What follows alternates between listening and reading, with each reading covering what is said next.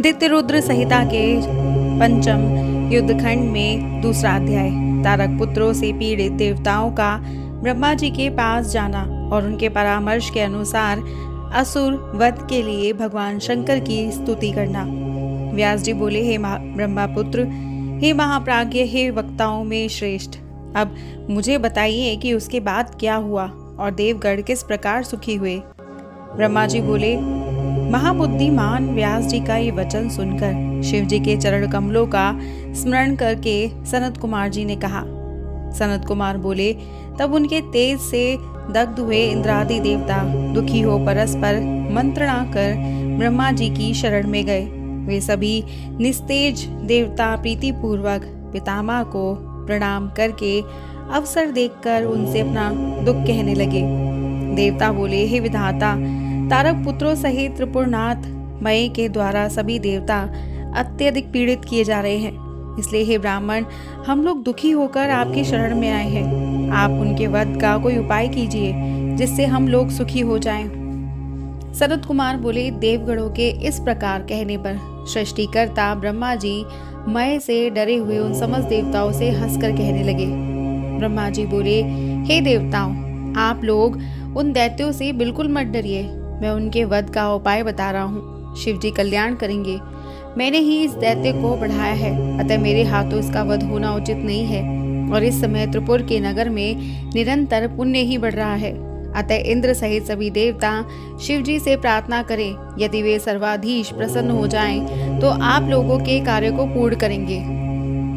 सनत कुमार जी बोले, तब ब्रह्मा जी की बात सुनकर इंद्र सहित सभी देवता दुखी होकर वहां गए जहां शिव जी थे। हाथ जोड़कर बड़ी भक्ति से देवेश को प्रणाम करके सर झुकाकर वे सब लोग कल्याणकारी शंकर की स्तुति करने लगे। देवगढ़ बोले, संपूर्ण सृष्टि का विधान करने वाले हिरण्यगर ब्रह्मा स्वरूप आप शिव को नमस्कार है। पालन करने वाले विष्णु स्वरूप आपको नमस्कार है। संपूर्ण प्राणियों का संहार करने वाले हर रूप आपको नमस्कार है। निर्गुण तथा अमित तेजस्वी आप शिव को नमस्कार है।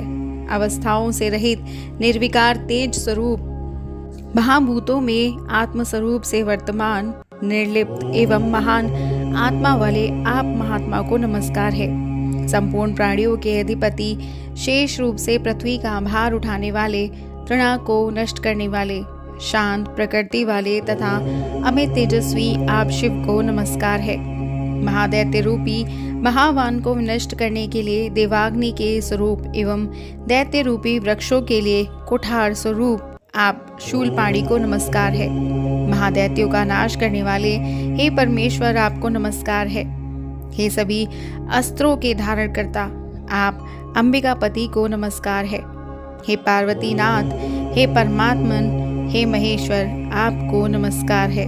आप नीलकंठ, रुद्र तथा रुद्र स्वरूप को नमस्कार है। वेदांत में जानने योग्य आपको नमस्कार है। सभी मार्गों से अगम्य आपको नमस्कार है। गुण स्वरूप गुणों को धारण करने वाले एवं गुणों से सर्वथा रहित आपको नमस्कार है। त्रिलोकी को आनंद देने वाले हे महादेव आपको नमस्कार है। प्रद्युम्न, अनिरुद्ध एवं वासुदेव स्वरूप आपको नमस्कार है। संकर्षण देव एवं कंसनाशक आपको नमस्कार है। चाणूर का मर्दन करने वाले एवं विरक्त रहने वाले हे दामोदर आपको नमस्कार है। हे ऋषिकेश, हे अच्युत, हे विभो, हे मूढ़, हे शंकर, हे अधोषज, हे गजासुर के शत्रु, हे कामसुत शत्रु, हे विषभक्षक आपको नमस्कार है। नारायण देव, नारायण परायण, नारायण स्वरूप तथा स्वरूप हे नारायण तनुध्व आपको नमस्कार है। महानरक से बचाने वाले तथा पापों को दूर करने वाले हे वृषभाहन आपको नमस्कार है। क्षण आदि काल स्वरूप वाले अपने भक्तों को बल प्रदान करने वाले, अनेक रूपों वाले तथा दैत्यों के समूह का नाश करने वाले, ब्राह्मण्य देव स्वरूप गौ तथा ब्राह्मणों का हित करने वाले, सहस्त्र मूर्ति तथा सहस्त्र अवयवों वाले आपको नमस्कार है।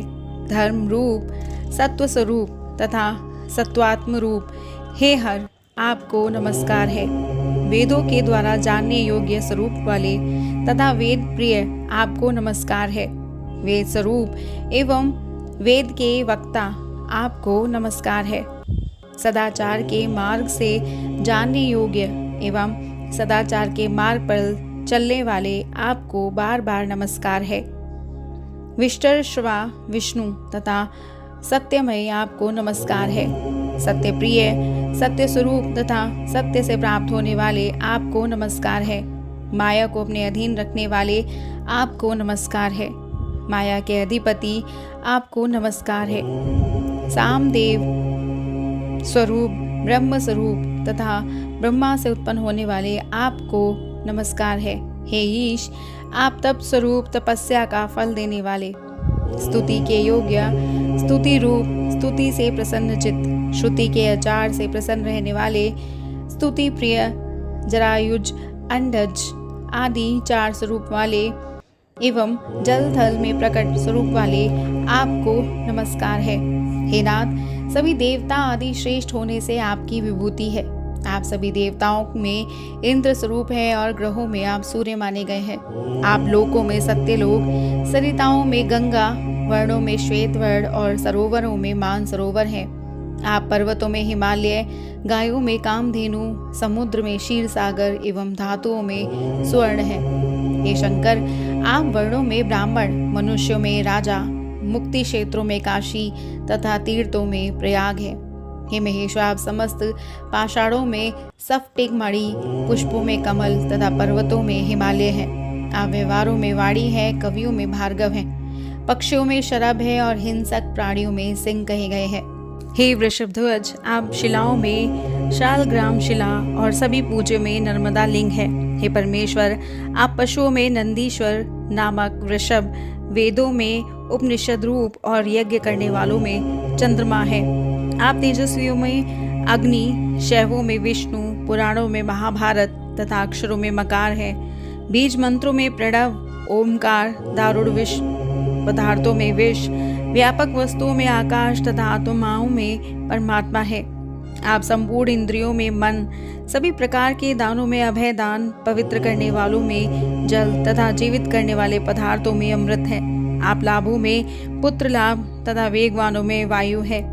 आप सभी प्रकार के नित्य कर्मों में संध्योपासन कहे गए हैं। आप संपूर्ण यज्ञों में अश्वमेध यज्ञ, युगों में सतयुग, नक्षत्रों में पुण्य तथा तिथियों में अमावस्या है।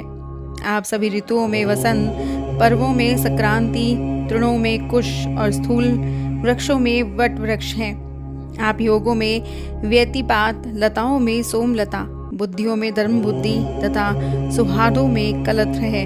हे महेश्वर, आप संपूर्ण पवित्र साधनों में प्राणायाम है तथा सभी ज्योतिर्लिंगों में विश्वेश्वर कहे गए हैं। आप सभी बंधुओं में धर्म, आश्रमों में संन्यास आश्रम, सभी वर्गों में मोक्ष तथा रुद्रों में नील लोहित हैं। आप आदित्यों में वासुदेव, वानरों में हनुमान, यज्ञों में जप यज्ञ तथा शस्त्रधारियों में राम है। आप गंधर्वों में चित्ररथ, वसुओं में पावक, मासों में अधिमास और व्रतों में चतुर्दशी व्रत हैं। आप गजेंद्रों में ऐरावत, सिद्धों में कपिल, नागों में अनंत और पितरों में अर्यमा माने गए हैं। आप कलना करने वालों में काल तथा दैत्यों में बलि है। हे देवेश, अधिक कहने से क्या लाभ। आप सारे जगत को आक्रांत कर बाहर तथा भीतर सर्वत्र एकांश रूप से स्थित हैं। सनत कुमार बोले, हे मुने, इस प्रकार सर झुकाकर हाथ जोड़कर अनेक प्रकार के दिव्य स्त्रोतों से सुधारी परमेश्वर वृषभध्वज महादेव की स्तुति कर सर्वार्थ साधन में कुशल इंद्र आदि सभी देवता अत्यंत दीन हो प्रस्तुत स्वार्थ की बात कहने लगे। देवता बोले, हे महादेव, हे भगवान, इंद्र सहित सभी देवताओं को तारकासुर के तीनों पुत्रों ने पराजित कर दिया। उन्होंने समस्त त्रिलोक्य को अपने वश में कर लिया है। उन लोगों ने सभी मुनिवरों तथा सिद्धों का विध्वंस कर दिया है और जगत को तहस नहस कर दिया है। वो भयंकर दैत्य समस्त यज्ञ भागों को स्वयं ग्रहण करता है। उन तारक पुत्रों ने वेद विरुद्ध अधर्म को बढ़ावा दे रखा है। हे शंकर, हे तारक पुत्र, सभी प्राणियों से निश्चित रूप से अवध्य है। सभी लोग उनकी इच्छा से कार्य करते हैं। जब तक त्रिपुरवासी दैत्यों के द्वारा जगत का विध्वंस नहीं हो जाता तब तक आप ऐसी नीति का निर्धारण करें जिससे जगत की रक्षा हो सके। सनत कुमार बोले। वार्तालाप करते हुए उन इंद्रादि देवताओं का ये वचन सुनकर शिवजी ने कहा। इस प्रकार श्री शिव महापुराण के अंतर्गत दित्यरुद्र संहिता के पंचम युद्धखंड में देव स्तुति वर्णन नामक दूसरा अध्याय पूर्ण हुआ और हमारा अगला अध्याय है त्रिपुर के विनाश के लिए देवताओं का विष्णु से निवेदन। विष्णु द्वारा त्रिपुर विनाश के लिए यज्ञ कुंड से भूत समुदाय को प्रकट करना, त्रिपुर के भय से भूतों का पलायित होना, पुनः विष्णु द्वारा देव कार्य की सिद्धि के लिए उपाय सोचना नामक तीसरा अध्याय। और इसे जानने के लिए सब्सक्राइब कीजिएगा हमारे YouTube channel voice of tales को। हमारी वीडियो को लाइक शेयर सब्सक्राइब करना मत भूलिएगा। हर हर महादेव।